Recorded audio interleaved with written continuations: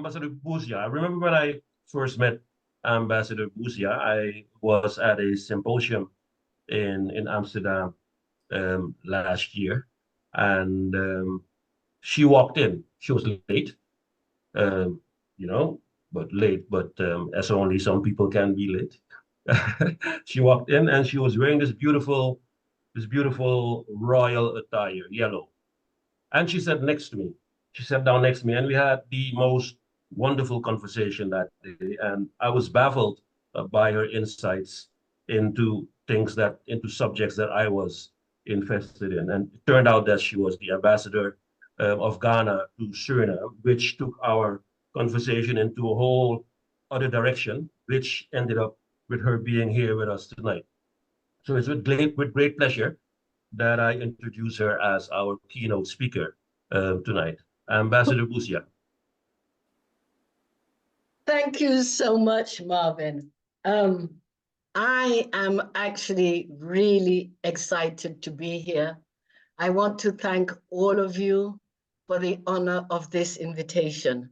And I do consider it an honor to be giving this keynote speak at this inaugural lecture for this cohort. And what I want to do, you know, I'm not a career diplomat. This is my first and likely to be my only posting. I'm the ambassador of Ghana. I'm resident in Brazil, but I'm ambassador to all 12 nations of continental South America, including Suriname.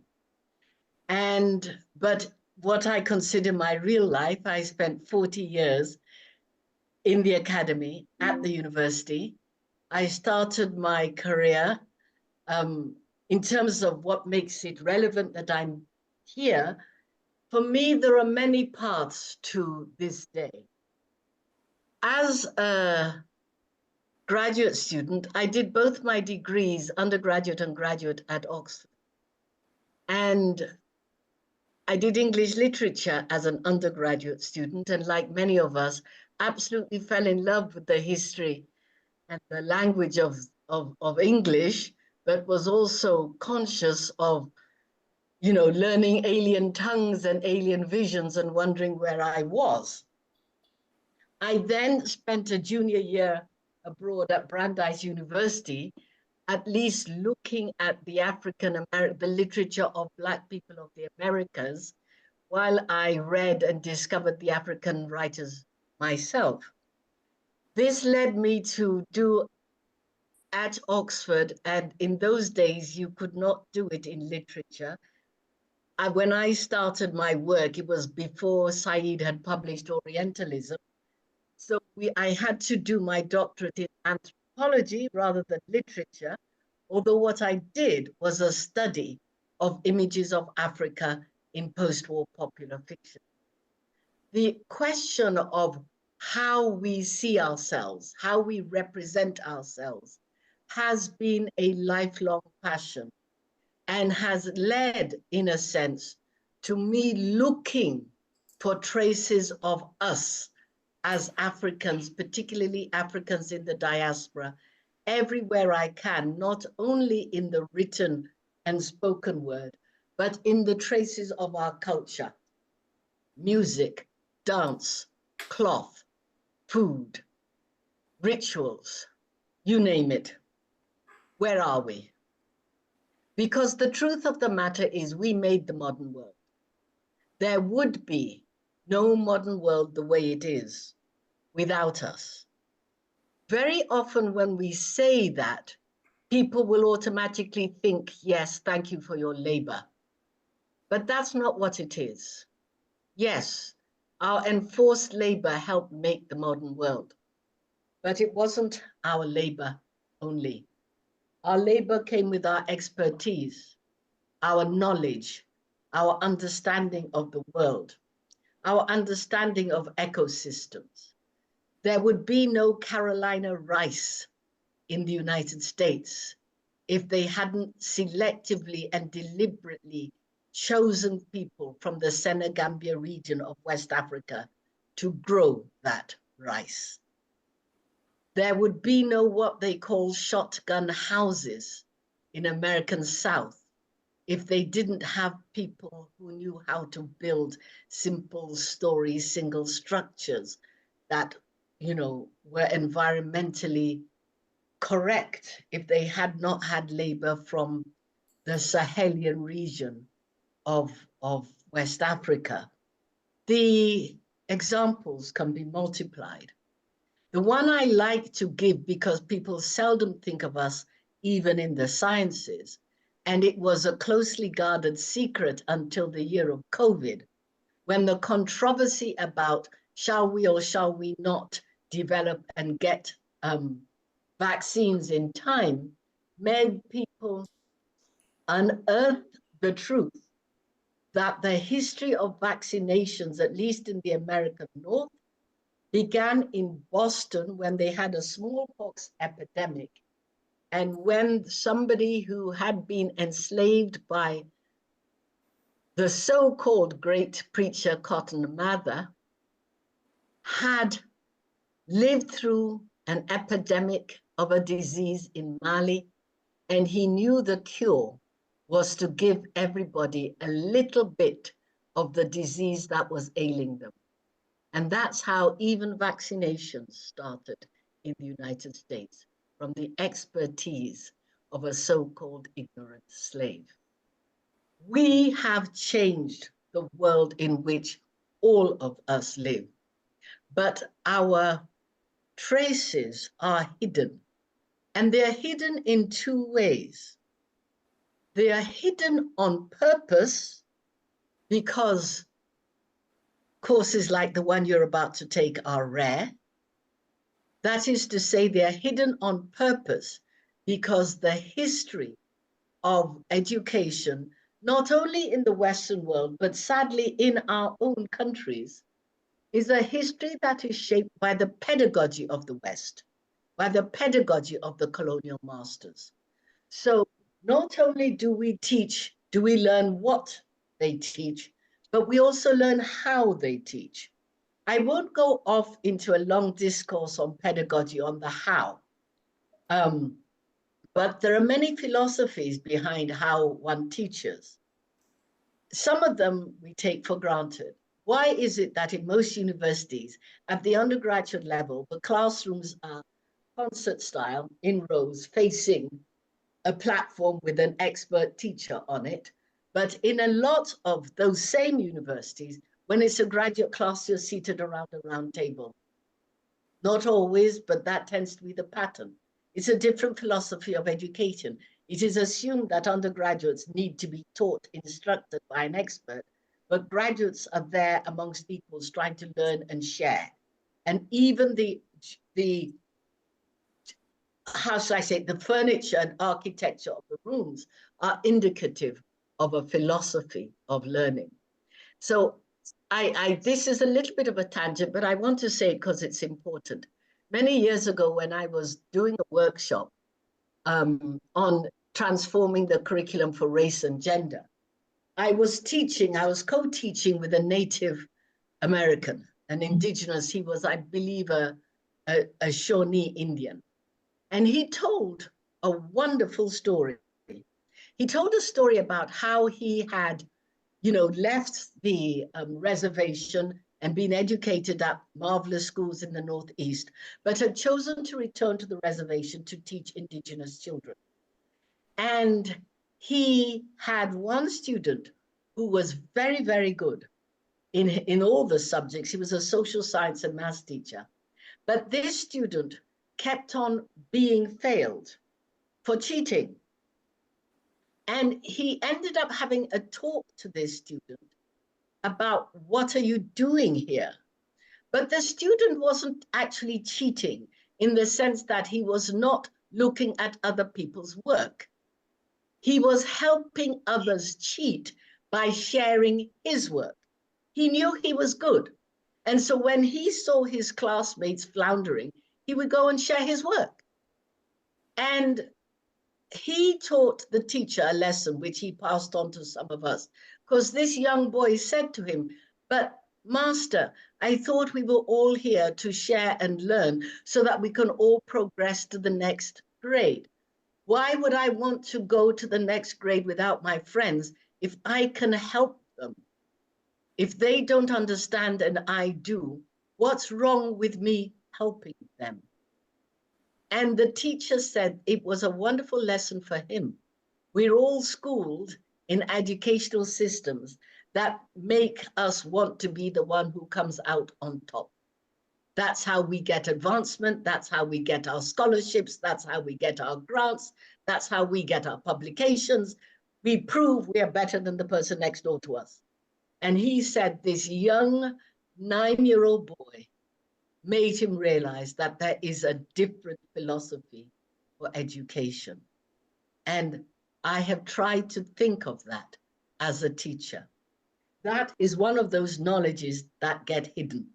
And I said our knowledge got hidden in 2 ways. One, on purpose, by not claiming, by people who taught, people taking our knowledge and not declaring it was ours, people teaching in ways that were alien to us. But there's also the extreme opposite. There's the extreme opposite in that who we are and what we do has become so much a part of the worlds in which we live that we no longer recognize it even necessarily as ours. Let me give a couple of examples. First of all, I said that I am not a career diplomat. I spent 40 years in the academy. I ended up as chair of the Department of Women's and Gender Studies. And I was stepping down as chair, looking forward to a 3-semester sabbatical, because I had taken over the department when, although it was ranked #1 in the country, which is something for a department in a state university to be ranked #1 in the whole of the United States. But we were on the brink of civil war. We were doing our scholarships. So on the surface, everybody was seeing we were really tight and good. But we were on the brink of civil war, having ideological struggles amongst ourselves.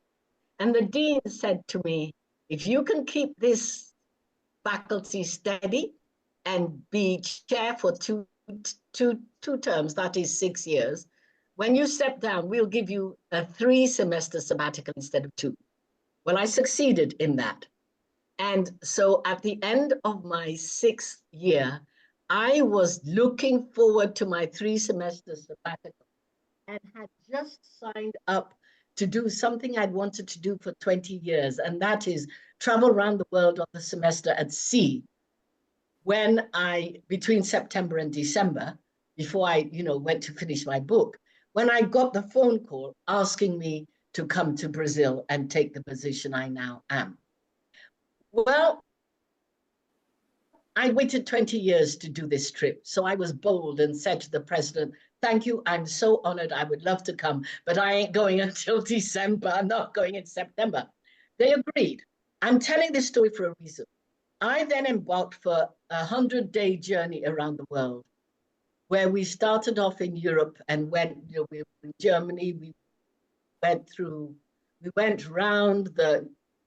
to Spain, round the Straits of Gibraltar, Accra, South Africa, Mauritius, Cochin, Burma, Vietnam, China, Japan, Hawaii, the United States. I realized, and on that trip, I was teaching a course on diaspora literacy, on precisely my passion of how you find traces of Africa in popular fiction of the United States and the Caribbean. But I realized on that journey where I'm teaching a group of students who have no idea how to spell colonialism, don't know what decolonial meant, and did not know the world had once had a whole bunch of great empires, that we were actually following the roots of the British, Dutch, and Portuguese empires everywhere. That had such a huge impact on me. Seasoned traveler as I am, it stunned me to find a Dutch cemetery in Cochin, India, that looked identical to the Dutch cemetery in Elmina, Ghana. Or to see on a vineyard in South Africa, the names of a woman who had come from the Dutch West Indies, you know, and had been taken as an indentured servant. These things multiplied themselves. And then I end up, at the end of this journey, packing my bags in the United States and arriving in Brazil, where I am ambassador to 12 countries, 9 of which are Hispanic. The 3 that are not Hispanic, one is Suriname, a former Dutch colony. Brazil itself is, of course, a former Portuguese colony, and Guyana is a former British colony. Well, what struck me with full force is Portugal, Holland, and England. That is the history of my own country. The oldest European structure on the African coast is Elmina Castle in Ghana, built by the Portuguese between 1484 and 1488. After 150 or odd years, it was taken over by the Dutch, who ruled and traded from it.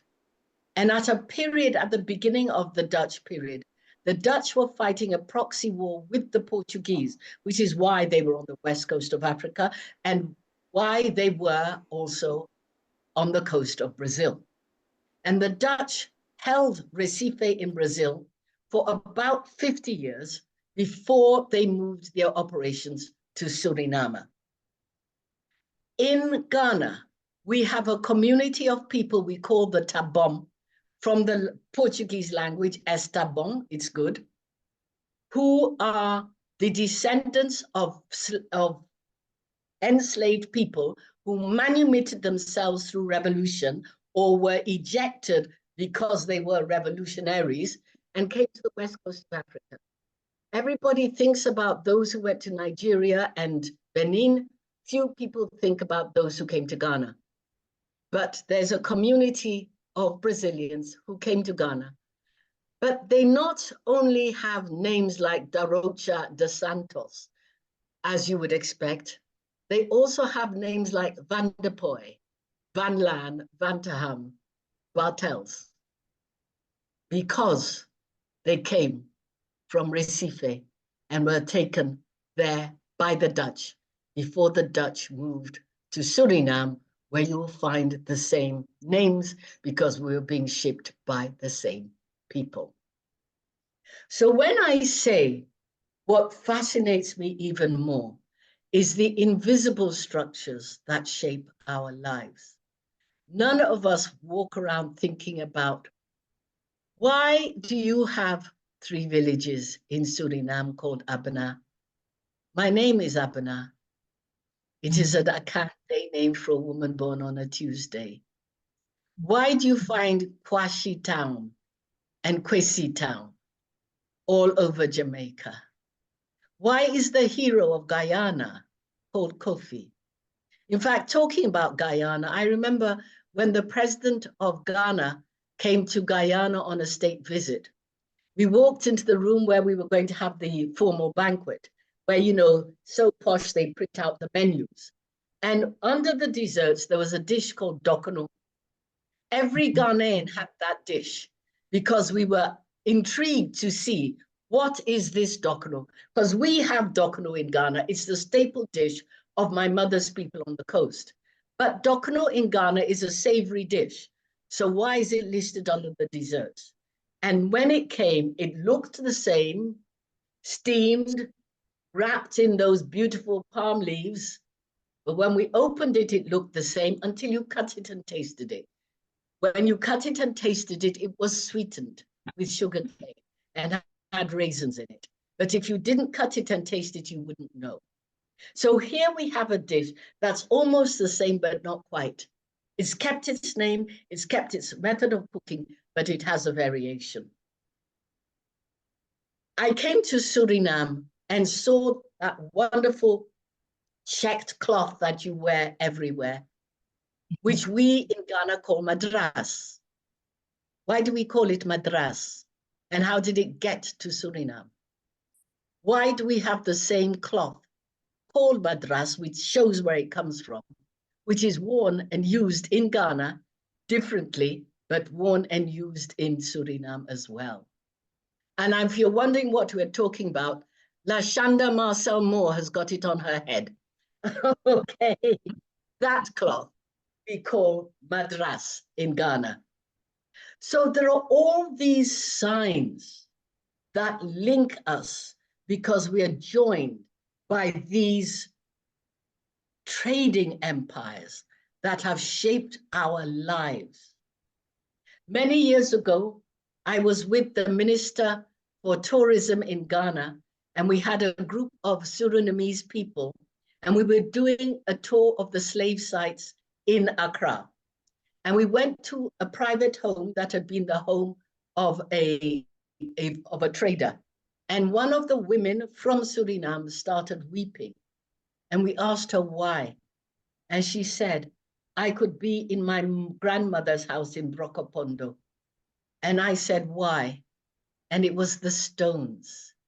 You see, the Dutch had a particular kind of stone that they used as ballast in the ships when they were starting their trading ventures. And then they emptied them at the first stop to fill with the cargo. And they did the same things with them wherever they were. They built houses with them. So here is this woman from Brokopondo crying in the middle of Accra because she's standing in a house that is built with the same stones as her grandmother's house. And on the subject of Brokopondo, my last story, which brings me back to the origins of this course. I was also there, Mr. Helmut, the day Otumfor made the announcement as this course. I had flown from Brazil to Suriname, as I must, because the Otumfor has the status of, should be treated as a president. He's our king. And so anybody of that rank comes, the ambassador must appear. So I appeared very happily because I think he's awesome. He's one of my heroes for a number of reasons I could talk about later, but he's an extraordinary man.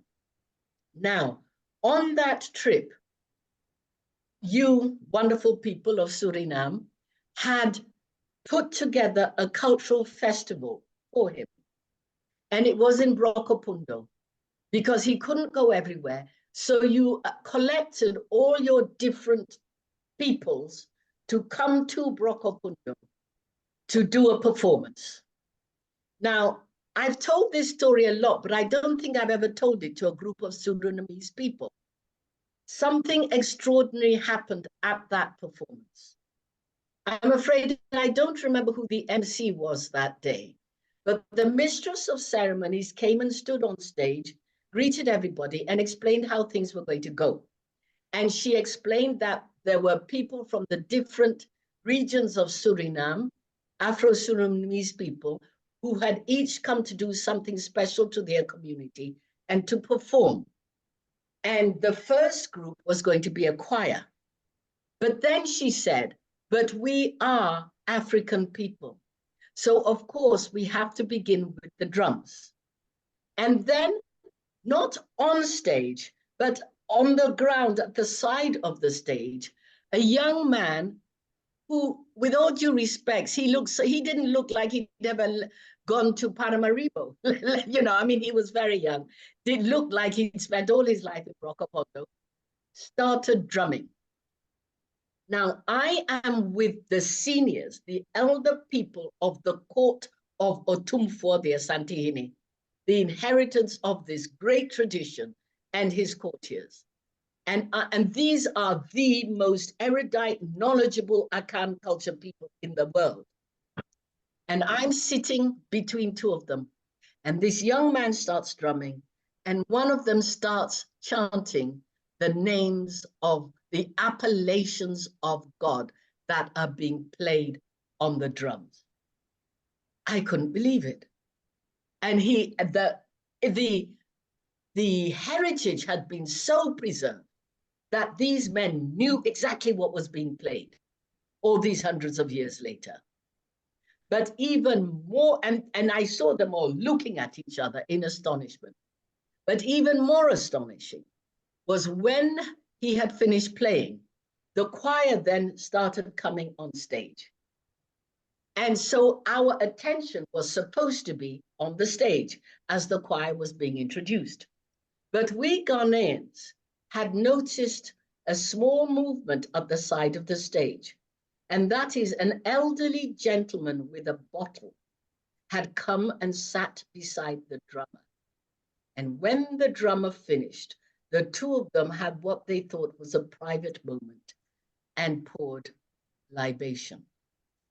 At that point, Otumfuo turned around and did this gesture. Did you see that? Did you see that? To his chiefs. They were astonished because, of course, that is what we do at home, because the rhythm that he had been playing is an invocation to the ancestors and the gods. And if you play it, you have to placate them and send them back, or they will stay and trouble you for things you don't want them around. You have to pour libation, give them something to drink before they agree to go away. And he could not believe that this was still being done. At the end of it, you wouldn't know this, but it is very unusual for the Otumfuo to speak directly to his audience. He both times in Suriname, he did it. He gave his speech himself. On this occasion, he was not supposed to. His linguist stood up to come on stage to deliver the words of the Otumfuo. But because of where I was sitting, I saw the Otumfuo tug his linguist's cloth and tell him to sit down. And the Otumfuo got up on stage himself and said one sentence: "You are my children." That is why we are here. Those connections need to be made. And at the moment, they are only made by a handful of people who, like me, have the opportunity to travel around. I feel so privileged. I spent 3 years of my childhood in Holland before my family went to Mexico and then England. I spent my adult life in the United States. I am now in Brazil, wandering around South America, visiting every Afro-descendant community I can find, trying to make those connections, trying to persuade people that what you are doing here in Suriname needs to be done all over the world. Do not take it for granted. History is the basis of everything. But you must learn history. You must understand language and linguistics. You must look at your food with different eyes. You must look at your cloth and wonder how it came there. You must listen to the beat of the drums. You must dance. You must listen to your ritual language and ask the questions that say, where is this from? Or where did this go to? And how does that make us who we are? That's why you're here. That's why I'm so happy to give this introductory lecture. All I want to do is to inspire you about the importance of this course. Go out and get more people to join the next round. Have ideas, give them to the organizers. Look at things. Bring your recipes, bring your food, ask questions about what you eat, because that is why we're doing this. We want the knowledge to understand what binds us. So please enjoy your next few months.